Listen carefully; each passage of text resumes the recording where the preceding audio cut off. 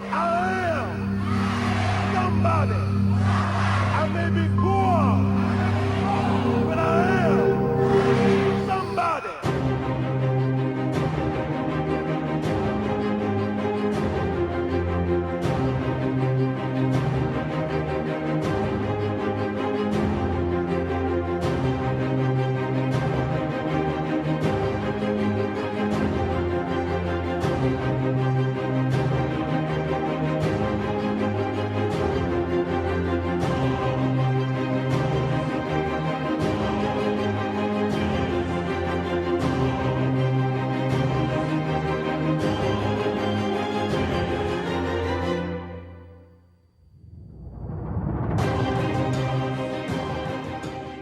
Welcome to the Saturday Morning Community Forum, our weekly broadcast where we try to inspire, inform, and engage you in the movement for social change and social justice. Today we want to wish a happy birthday to one of a longtime civil rights activist, a human rights activist, a powerful preacher out of the state of New York, Reverend Dr. Herbert Daughtry. Just a phenomenal man of God. We wish you a blessed birthday this year. And we want to congratulate our own International Affairs Director, Mr. James Gomez, who will receive in June the African Community Service Award. James Gomez is a quiet, a powerful spirit and handles our international affairs in a remarkable way. We congratulate you, James Gomez. I always had good self-esteem. Not that I'm any better than anybody else, but I don't think anybody is any better than I either. Today, we dedicate our broadcast to Miss Irene West, mother of Dr. Cornel West. She was the first African American to teach in Elk Grove Village. Very powerful educator, made her transition this week. We're praying for Dr. Cornel West and the rest of the West family on the loss of their matriarch. Additionally, we're praying for Superintendent Jock Conway on the transition of his mother as well. We're praying for District Superintendent Jock Conway and his entire family. This is Bishop Tavis Grant, the National Field Director for the Rainbow Push Coalition. I want to thank you for joining us for our Saturday morning forum. As you know, our national initiative on housing continues here in Chicago and around the country. Our residents at the Concordia Place Apartments are showing great tenacity and teamwork as they've been engaged with the ownership of Capital Realty to put together an action plan that will address many of the needs that the residents have there as it relates to raising the standard of quality of life and providing affordable, livable, sustainable, and enjoyable housing.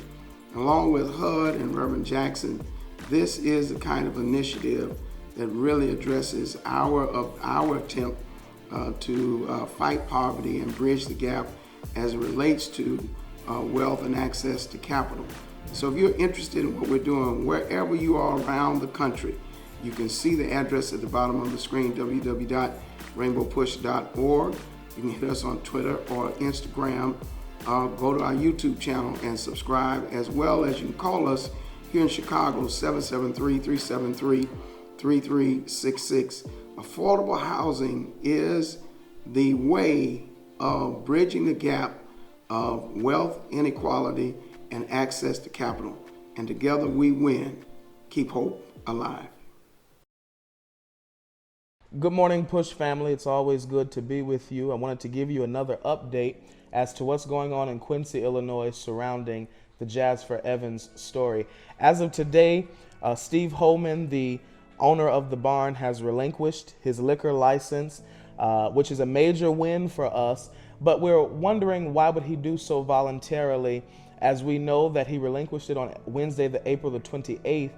Thursday, April the 29th, he was scheduled to appear to see if his bar had violated any liquor codes or anything, and so he had a hearing scheduled for the 29th, and he relinquished his license on the 28th. As of now, also, he has one count of aggravated battery as a result of that April 4th attack, and he is scheduled to appear in court on that count on May the 5th. As of now, the family and Rainbow Push are still looking to see how we can have that liquor license actually revoked instead of voluntarily relinquished. And those are the updates that follow the Justice for Jazz story. You know, each and every week we talk about the need for pastors and churches to be a part of our 1,000 Churches Connected. Why? Because it is the faith-based community that is able to mobilize and organize people to take action, to meet needs, and to move our nation forward. One of the people that has undergone a number of challenges with his own church based on the tornadoes that ravaged Alabama a few years ago. I want you to see this video of a congregation, a church that truly rose from the ashes after the devastation of a tornado. When you look at Bethel Baptist Church today, it's hard to picture that 10 years earlier, it looked like this. And I looked on this hill, there was nothing left but the front part of the building. Everything gone. April 27th, early in the day, Dr. T.L. Lewis, pastor of Bethel Baptist, was in Montgomery for a conference. I said, listen, get everybody out of there. They did, and about 45 minutes later, the tornado hit. When the tornado hit, Dr. Lewis received another call that Pratt City had been hit pretty hard. So he and his staff left Montgomery, even leaving his clothes at the hotel, and drove straight back to Birmingham. But at that time, he didn't even know that the church had been destroyed. I was calling Mayor Bell. He said, well,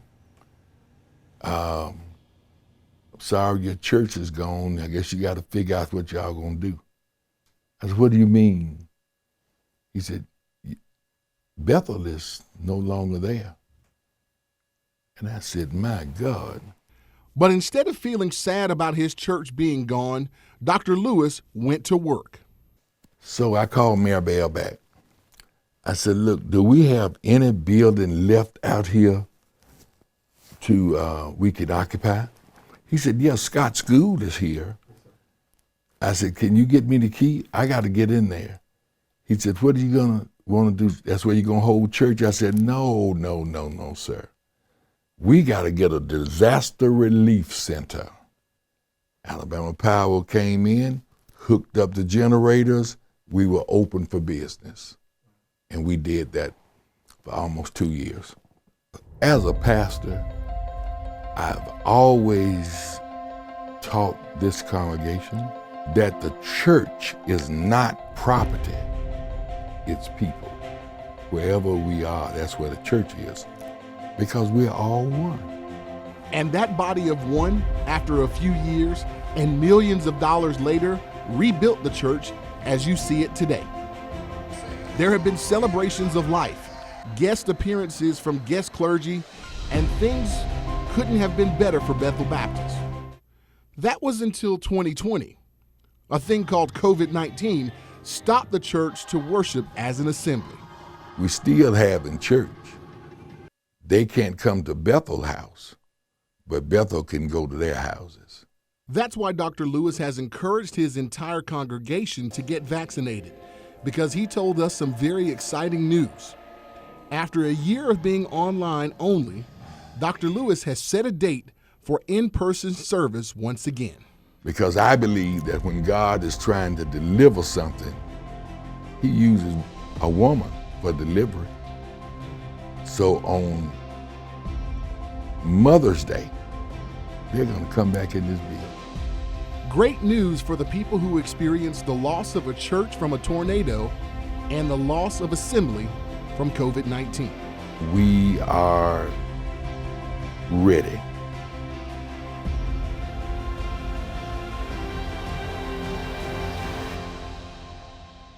We thank you, Reverend Tommy Lewis. He's been on the battlefield for social justice, marching and supporting the Amazon workers. He's been fighting for voting rights in Alabama.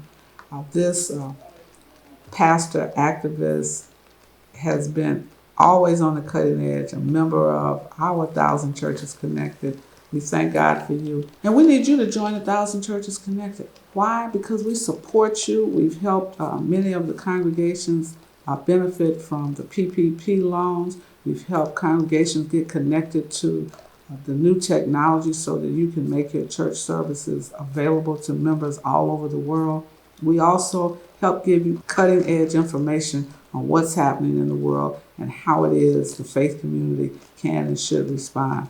You ought to be a member. Your church, 1,000 Churches Connected. We are looking forward to you. Just go to rainbowpush.org and join us today.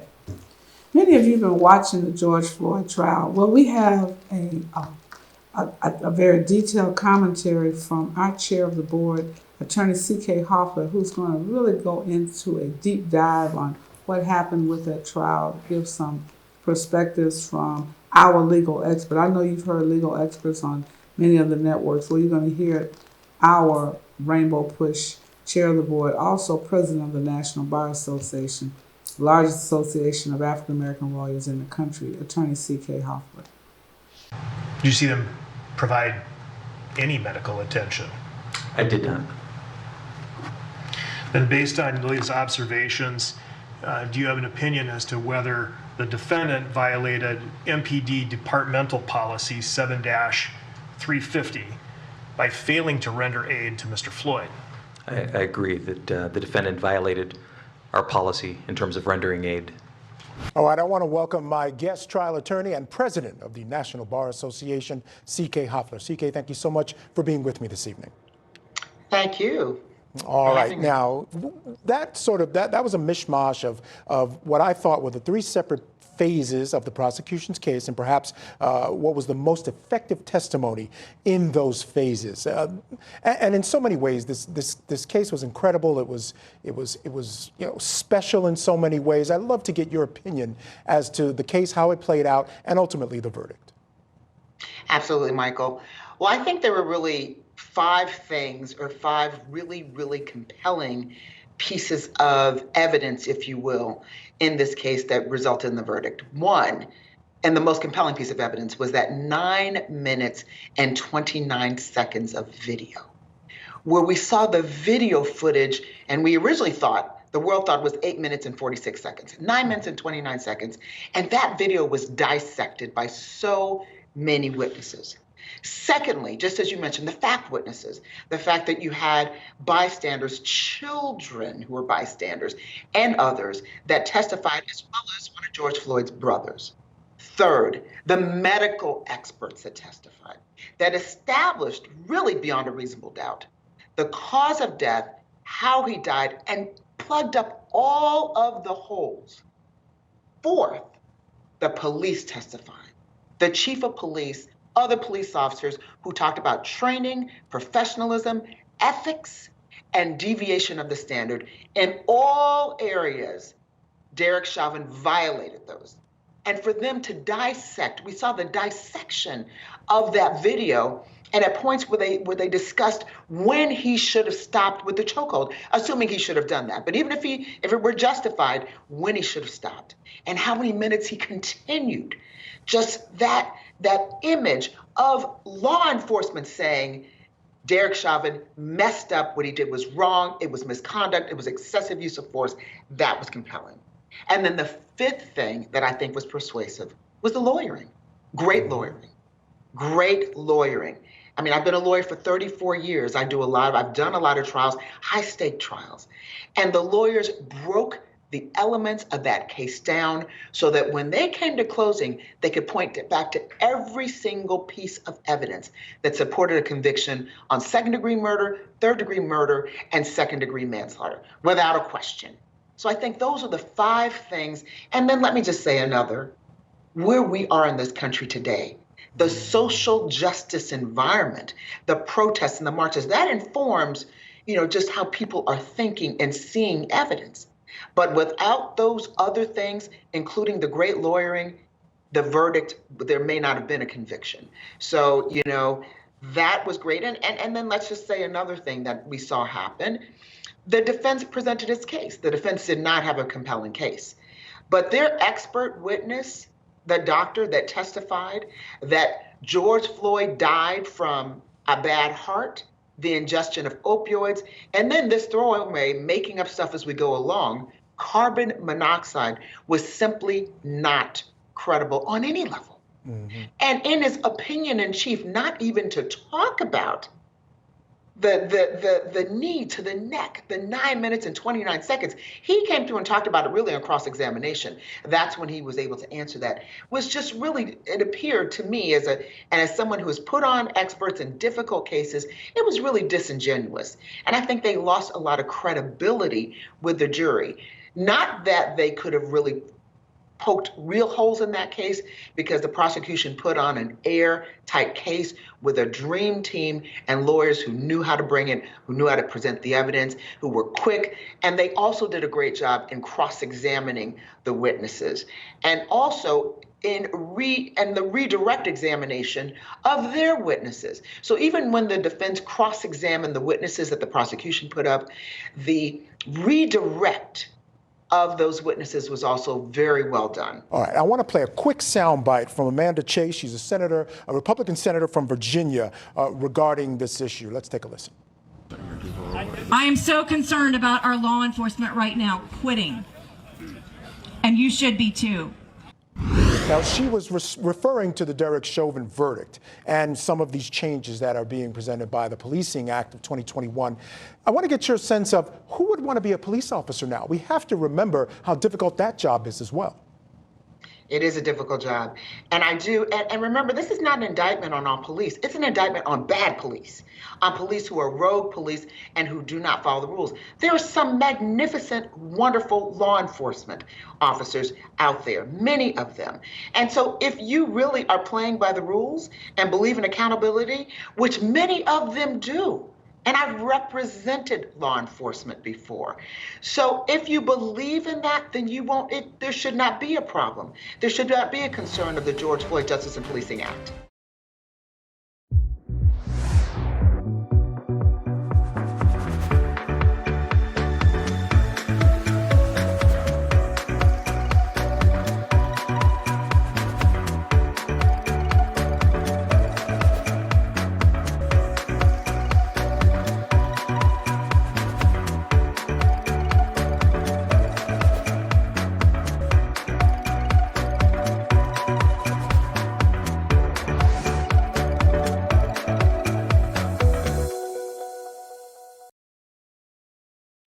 Push Excel is inviting you to participate and apply for the Aramark Scholarship.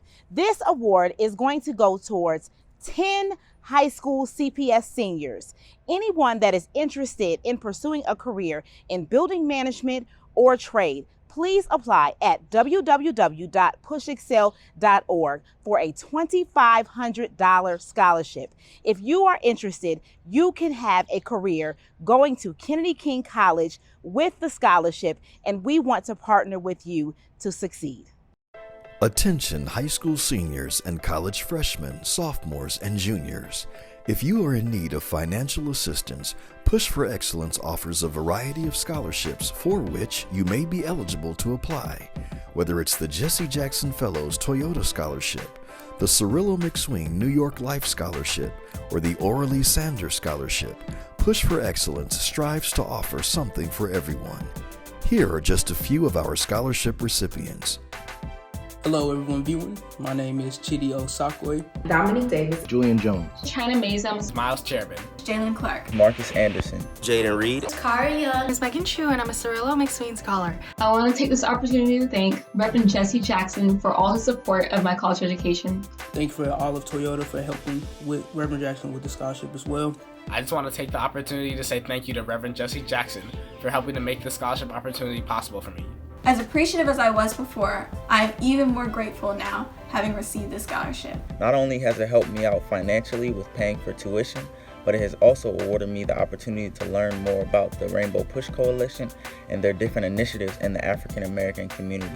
I'd like to say thank you to Reverend Jesse Jackson and the Rainbow Push Coalition for all the generosity and support that they've shown me throughout my undergraduate career and for the opportunity to pursue higher education. For more information, please visit our website at www.pushexcel.org and click on the word scholarships. Thank you and keep hope alive. And guess what? We want to celebrate young people. Anybody that's graduating from kindergarten, 8th grade, high school, college, graduate school, we want to acknowledge you on our broadcast. Send us your picture. Tell us what school you're graduating from and your photo. Please send us a picture. We're celebrating graduates in the month of June. You have from now to June 15th. Get your picture in, get the information in so that you can be on our broadcast. We're going to do something really special for the 2021 graduating class. It's been a difficult year. It's been difficult for many of you, but this is going to be an exciting moment. Push Excel's goal is to inspire students to strive for excellence in education in spite of personal, family, and community challenges that they might experience. How do we do this? By advocating for educational policies that guarantee equal funding for all students without regard to race or economic standing. By engaging parents, students, and teachers in pursuing high-quality education and striving for educational excellence at every level. And by forging partnerships with community-based and public sector stakeholders in education. Now, Push Excel is a national model program with the purpose of connecting principals, parents, popular personalities, and students in a bond and to support students at every level on the educational ladder. Now, we want you to become a member of the Rainbow Push Coalition and Push Excel. Your annual membership can help us to change policies that impact students, colleges, and universities all around the country. So step up and sign up today. Membership is only $35, and if you're a student or a senior, $15. Just go to our website, rainbowpush.org, and push join to become a member or push donate to support the Push Excel program. You can also text the word Push Excel, that's PUSHEXCEL, to 41444 on your cell phone, and you can give us any amount that you feel comfortable giving or call us at 773-256-2775. Wherever you are, you can support us as we keep pushing for you. And remember to keep hope alive.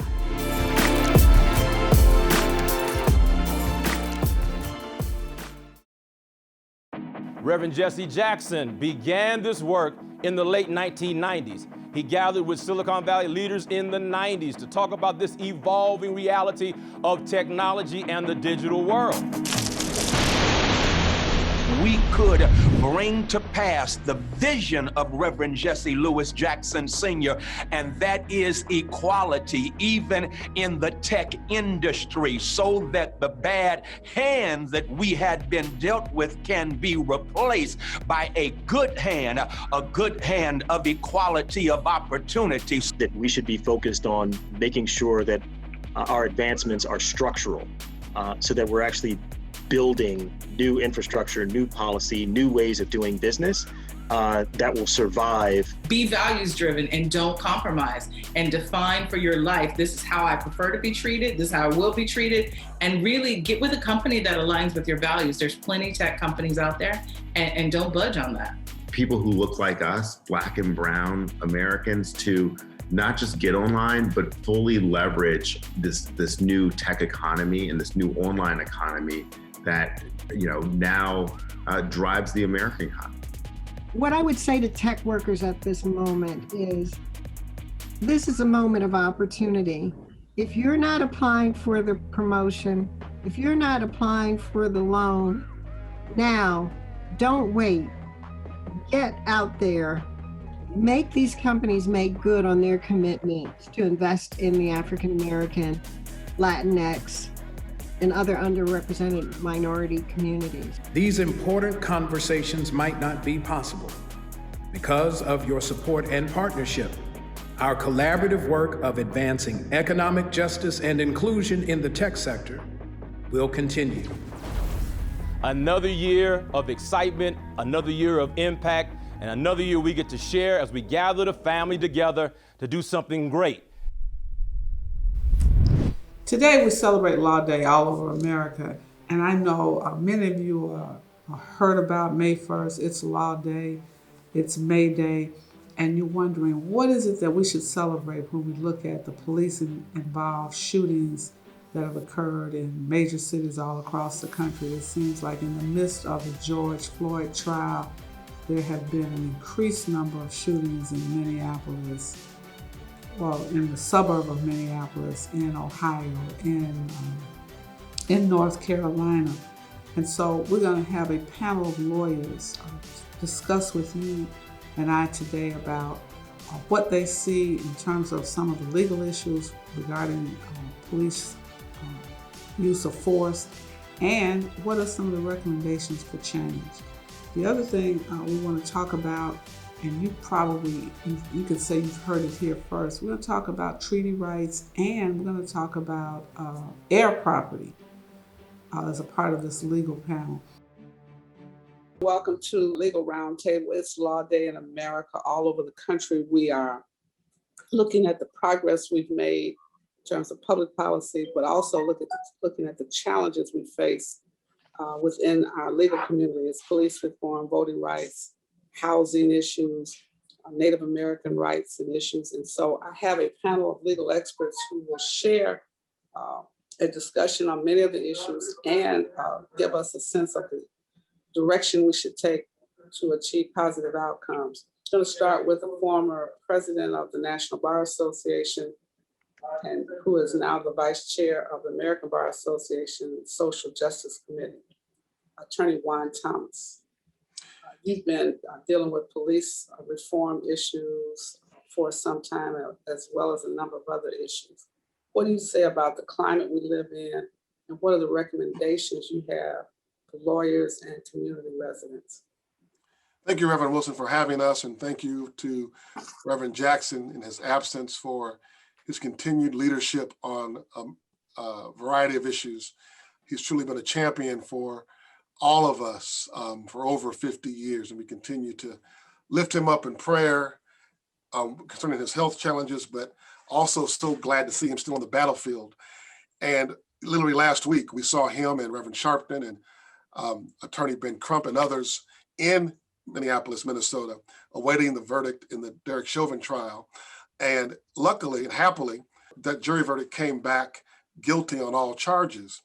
And while we took a moment to celebrate the accountability of that verdict, I think we've all come to realize that that is not ultimately justice for all. True justice would mean that these killings would stop. But we saw just that same day, that same week, other African Americans, people of color, are still being killed by the police.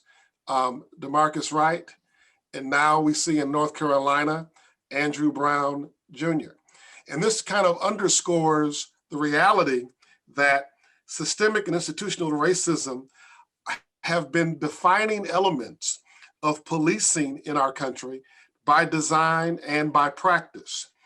We cannot separate policing from the roots of systemic racism and institutional racism in this country. The origins of our policing come from targeting people of color after slavery was outlawed. And we are still seeing the impact of this design today. Unfortunately, the Supreme Court in particular has expanded the powers of over-policing, particularly police powers around qualified immunity, over the last 50 years. Specifically, stop and frisk and pretextual traffic stops have allowed police officers to over-police communities of color. And the Supreme Court has empowered police departments across the country with these tools that have terrorized communities of color. This has had a tremendous impact on the Black and the brown community.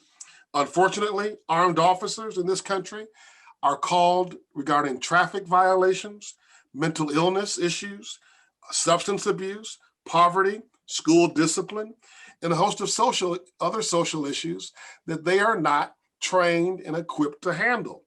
But when one of these issues arise, as we saw in Columbus, Ohio, we saw a police officer pull up to a family home and shoot someone who, yes, was about to stab someone else, but they were having a family dispute.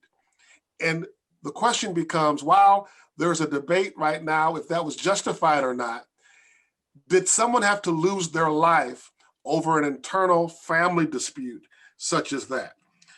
Policing is not always the solution for our mental health challenges or domestic violence challenges that face so many people in our communities. We are criminalizing social, health, and economic problems, and we put police on the front lines to solve these problems when they're not equipped to do so, and too many people are losing their lives because of it. Police violence also contributes to multi-generational trauma.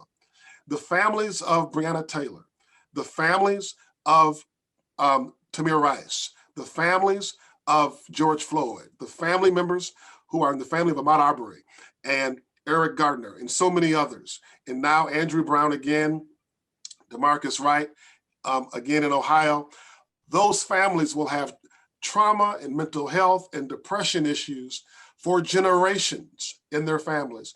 And we've yet to talk about those issues on a personal level with those families, but the mental health this has on so many of us, and how I will say, even though I don't know every Black person in America, the ones I do know are exhausted by these continued challenges and this fight. Now that we understand the challenges, what are your recommendations? 1, 2, 3. 3 recommendations you have as a solution. Well, several, but one, on a local level, local community leaders have to engage in community partners and partnering with local police departments to change practices and building trust in the community. Local and state leaders have to be willing to challenge police unions, particularly around their union contracts that often are written to protect local police officers. On a national level, I believe we need to pass the George Floyd Act that calls for dismantling qualified immunity. And we also have to change laws that continue to allow police officers to over-police communities. And so police reform means legal reform. We have to change the law on the local, state, and national level. And we need to elect people to public office who have the courage to stand up to these police unions and these law enforcement officers and not be afraid of being labeled supporting criminals, or you're against, or you support crime, and you don't believe in safe neighborhoods. Those terms are used to confuse and manipulate, and often is used to undermine credible candidates that are really trying to just bring what Dr. King would call a beloved community. Attorney Thomas has laid out in great detail the concerns, the issues that are involved. How can local governments address policing, especially the use of excessive force by police officers? We have a term that police engage in shoot to kill. They are trained to eliminate the threat, whatever, whether it's perceived or actual. Their goal is to eliminate the threat, not to de-escalate.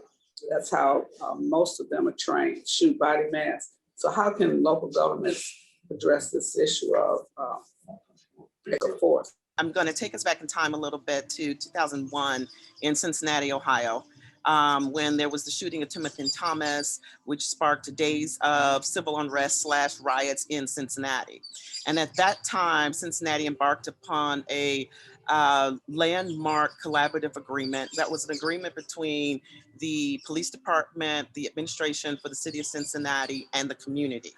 And I bring that up because I think it highlights that there need to be 3 components to this conversation when you talk about local government response.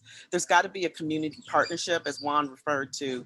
There's got to be police reviewing and taking a look at their practices and the way that they execute when they are confronted with these situations. And then the administration has to take their own responsibility and not defer to the police department. And so as a result, it becomes a partnership on how to respond and how to address. At the end of the day, there is a huge training issue. As you mentioned, Reverend, there seems to, they lost the pendulum. There used to be this use of force pendulum, and you could go from one end to the other.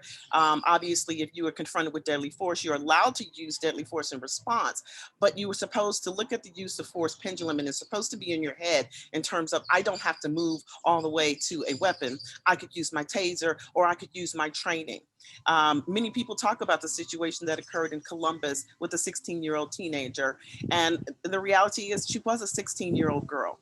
And so shouldn't there have been some training with that police officer that he was going to be able to de-escalate, or in the alternative, take control of the situation without having to shoot her 4 times? And so I think we have a real need to revisit training, and that the police officers need to take a look at that. But I also think they need to begin to do some training on de-escalation. And then lastly, one point that Juan also referenced is we created what was called a mental health response team. And a number of police departments have something very similar. But obviously, as budgets adjust and times change, those kind of things go by the wayside.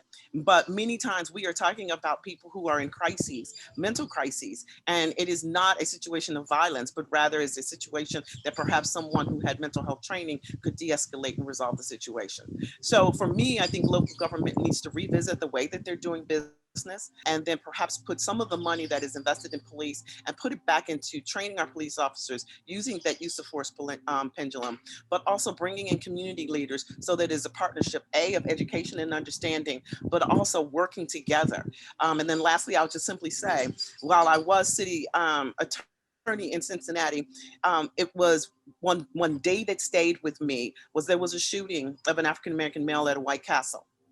And it was clear he was combative. They brought out MHRT. But the thing that I'd like to note is by the time the media got a hold of it, the police was on the scene, the community was on the scene, and the administration was on the scene, and everybody was on one page. And imagine that. There was information, there were facts, there was a combined response, and we were able to deal with it as a community rather than to blow up and escalate the situation. I am with the ABA Civil Rights and Social Justice Leadership Council, and I'm also a part of the ABA's state and local governments voting rights team. And I would like to really speak to the role that supporting and defending the right to vote and what impact that has on policing and police accountability. I believe that if we look at the amount of litigation and the efforts that have had to be put into place in an effort to ensure that every vote is counted and to defend against voter suppression, I think those issues need to be put front and center as we start talking about policing. Because we all know that if you don't have the power of the vote, if you don't have the power of your voice, then we're not going to be able to actually effectuate any type of change in terms of policing, in terms of protocol, policy, practice of the police departments as they move forward. And so as I look at the litigation efforts and the overview that most litigators themselves have had, the resolutions that are being passed within the ABA in support of voting rights and election protection against voter suppression, and in support of policing, in support of defending and rearranging and reassigning how policing will be done in our communities, I believe that it's important to go right back to how we as ABA, how Rainbow Push and others can work together to ensure that the power and the efficacy of the vote goes into the actual legislative process in terms of policing. Delegate Kim Teehee, there are safety issues in Indian country. There are a number of other issues. And so I thought it would be helpful if you share some of the similarities and differences between the legal concerns that Native Americans have as compared to African Americans and other people of color. Thank you, Reverend Wilson. Thank you for having me here today. Chief Hoskins sends his regrets that he wasn't able to join today. So please give Reverend Jackson our best. What I want to talk about is, issues that are not completely dissimilar from what we just heard. Just recently, the United States Supreme Court rendered a ruling in a court case called, we just call it McGirt. And it basically ruled that Congress did not disestablish the reservation of the Muskogee Creek Nation. That ruling was based upon an interpretation of treaties provisions that are similar to treaties of Cherokee Nation. And so as a result of that, there is ongoing efforts within Oklahoma on the tribes that are impacted by this decision. There are 5 main tribes that are impacted by this decision. And what that means is that the state no longer has criminal jurisdiction over Indians who commit crime on reservation boundaries. And up until the McGirt case, it was thought that Indian tribes themselves had limited areas on which they could assert criminal jurisdiction. So as a result of this case, at least 5 tribes have had to staff up, have had to, we at Cherokee Nation, we've hired more law enforcement officers. We have enhanced our criminal justice system by appointing more justices. And we have had to expand our partnerships with the 14 counties that we occupy and come to some compacting arrangements as well. We have a state system within our reservation where cases of criminals are being released and where the tribe is having to refile or the federal government is having to refile. Just today, our Attorney General told us that we have refiled 646 cases stemming from releases from the state system of Indian criminals. And then the federal government, the U.S. Attorney's Office, is having to refile these cases too. We're having to staff up. Just to give you a sense of scale, in a given year, we might not see 200 cases. So we've already way surpassed that. What this means for us is, this was an historic case. Justice Gorsuch said at the beginning, he talked about at the end of the trail, meaning the end of the Trail of Tears, the forced removal, was a promise. The promise of the federal government to assure the boundaries of the reservations of these tribes were intact, and that Congress had never disestablished those reservations. But we also recognize too that despite the historic great ruling that this case was, that the tribes don't have the resources to do all that's necessary to accommodate this ruling. So we're cobbling together our funding, investing millions into the system, and we need help from the federal government, more directed resources so that we can build up our justice systems even better, so that criminals don't go free. And I know Congress is looking at this as well. And so we don't want the good that this court ruling did in acknowledging that our reservations were never disestablished to be for it to be clouded by the fact that we have criminals being released because we are concurrently working in that environment where we're trying to prosecute and we file those cases in tribal court. And so we're doing that.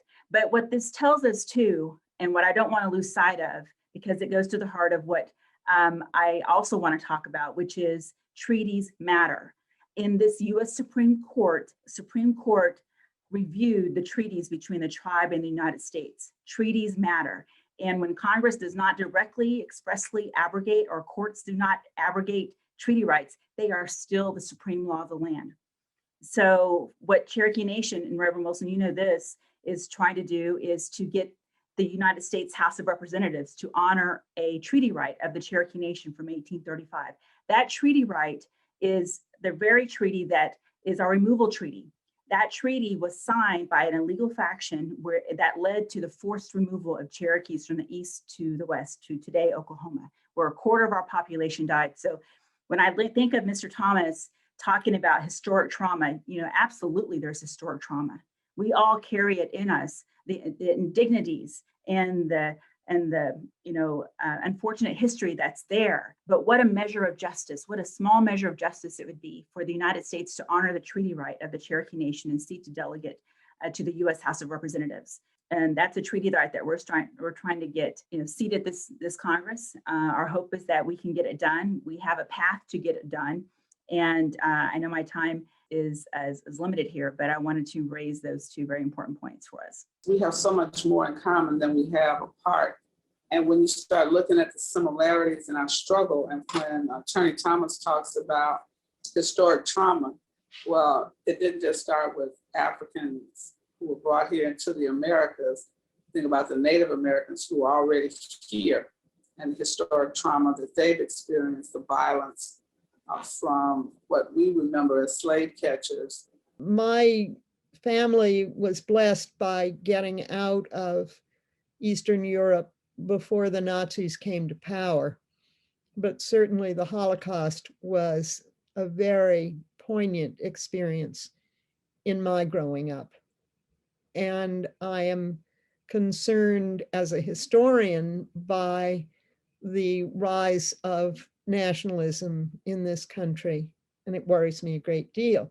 That's all by way of background. I would also say to the delegate that it was very interesting on a teaching gig in New Zealand a number of years ago to find that the Maori had won a lawsuit about their land rights on the basis of research that was done on the American treaties.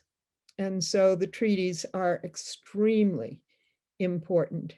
Now, I, in my brief time left, I'm getting to know the Reverend Wilson particularly well because of our joint interest in heirs property and in making land available to generations of African Americans, of Native Americans, of Hispanic Americans, of Pacific Island Americans in Hawaii, and of poor whites, and of people who actually are majority, but who find themselves without rights to their property because a family member died before writing a will. And Thomas Mitchell and I have been in the process of co-editing a book on heirs property law and on the Uniform Partition of Heirs Property Act, which has now been adopted in 17 jurisdictions and is up for consideration in 4 more. I feel as if I work with a rock star. Thomas wrote the Uniform Partition of Heirs Property Act 17 years ago. He was actually closer to 20 now. He was told that as an African-American lawyer, it was probably a career stopper. Someone in a white shoe law firm said, you know, you shouldn't do this. You should think about something else. It has become his crusade. He has now become a MacArthur Fellow. He is most excited that he received the Howard University Alumni Award of the Year, which for this work, which puts him in the same shoes as Thurgood Marshall, as the Vice President of the United States, and as Snoopy. And he thinks that particularly being compared to a rapper is wonderful. We are trying to make it possible for people who live in urban areas and who are preyed on by developers who come in and say, well, we'll just snarf up your real estate at a very cheap rate because you co-own it with other people and you don't have the rights that you would have if you had inherited it and had clear title, not to be subject to predators. And under the Uniform Act, it is now mandatory to have a cooling off period before these sales can take place. My recommendation would be to work very hard, not only to get the law passed if you live in a jurisdiction where it doesn't yet exist, but to know that there are rights in the place where you live and to remind lawyers and others that they exist and to act on them. Thank you very much, Reverend. Thank you. Thank all of you, each one of you, for spending this time. I think that we have to get into each one of the areas, obviously more specifically and more deeply. I mean, the whole issue of air property, that's a seminar all by itself, because many of us are unaware of property that our relatives had. We don't know how to protect it. We don't know the laws of the various states. And African Americans have lost a great deal of land with this whole issue of air property. The police reform issue is the hot topic for many jurisdictions today, with the police involved, use of excessive force. And so I think that we should convene a meeting with municipalities to look at this issue and how they can address it. How do they negotiate these police contracts, which are the same across the board? And so just as they've been skillful in putting terms in those contracts, we have to be skillful in removing certain language and issues and training small jurisdiction mayors and city managers as to what to do. And then the Native American issues are issues that are really specific to the founding of this country.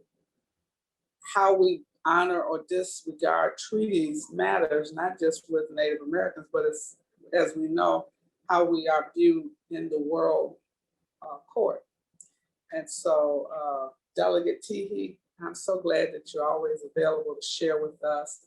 And we need to spend more time understanding what it means when you say Indian country and what it means to have a treaty. Most of us, even in law school, we didn't spend much time on treaties at all. You know, we knew they existed, but I don't know, there's never been a course on treaties. Well, Reverend Wilson, whenever you are ready, I'm happy to have an Indians 101 session, just talking about air property. Not many people realize that Congress passed laws unique to the 5 tribes I just talked about earlier regarding how individual Indians inherit their Indian land allotments. And I was able, luckily, to take the lead in getting Congress to change it. But did you know that if an Indian land allotment heir fell below half blood quantum of that Indian blood, that land, by operation of law, fell into fee? That has been the biggest hemorrhage of loss of Indian land in modern history. We need to talk about that with the air property discussion. This is information that everybody needs. It doesn't matter your area of practice. This is just like general kind of knowledge, I think. Don't y'all agree? Yeah. Yes, okay. Okay. Am I talking to myself? Preachers, we have to have call and response in the African American tradition. I say X, you say Y. So, thank you so much. Thank you. It's convention time. This year, the entire convention will be virtual. Get ready to register. Save the dates right now. The convention is June 19th, starting on Juneteenth, all the way to June 24th. I just need you to put on your calendar. Block it out on whatever cell phone, paper phone, whatever you're using. June 19th to June 24th. For 2021, we're excited to get more people engaged and involved in Rainbow Push, supporting the programs of Push for Excellence and the Citizenship Education Fund. Now, if you're interested in public policy and you want to help change the policies that impact those who are incarcerated, you can do so. If you're interested in impacting public policies that benefit education and businesses with social economic solutions, you can do that as well. You can become a policymaker by becoming a member of Rainbow Push right now. Now, if you believe in the scholarships that we've given to thousands of students each year, you can help us out. We've awarded more than $10 million in scholarships year to date.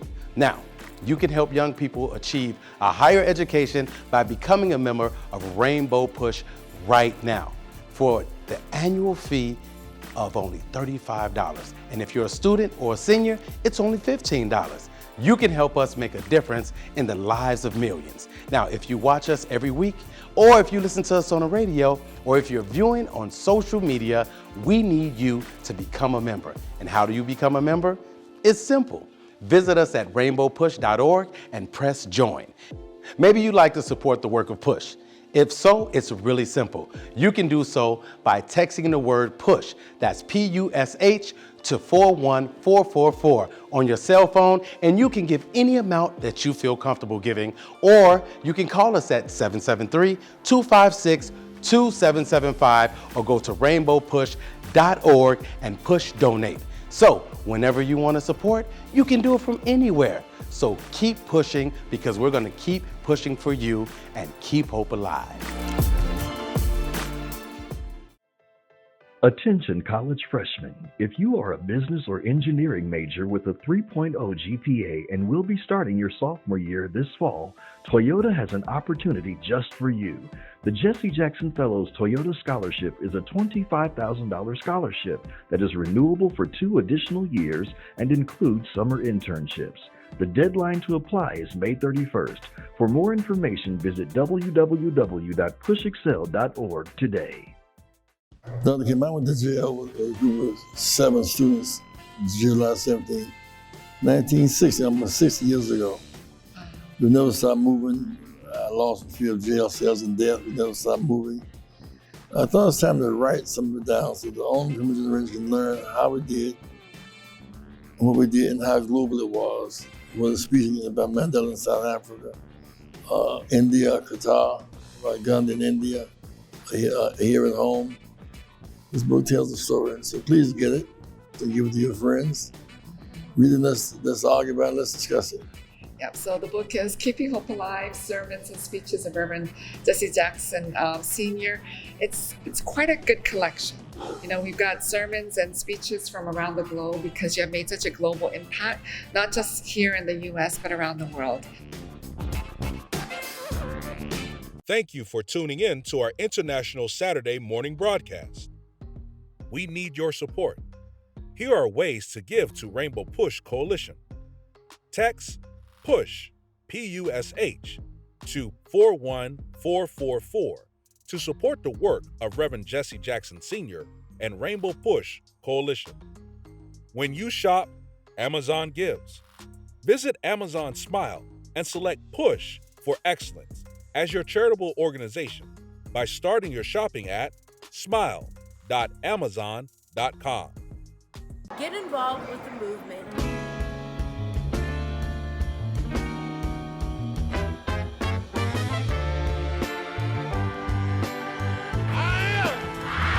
Somebody. I may be poor, but I am somebody. Join the movement. If you're not a member, become a member. I am somebody. Fighting the most important battles for freedom and justice for all. You made us change. Oh, trying to bring closer. Join Rainbow Push. But you're not pushing me away. Join the movement.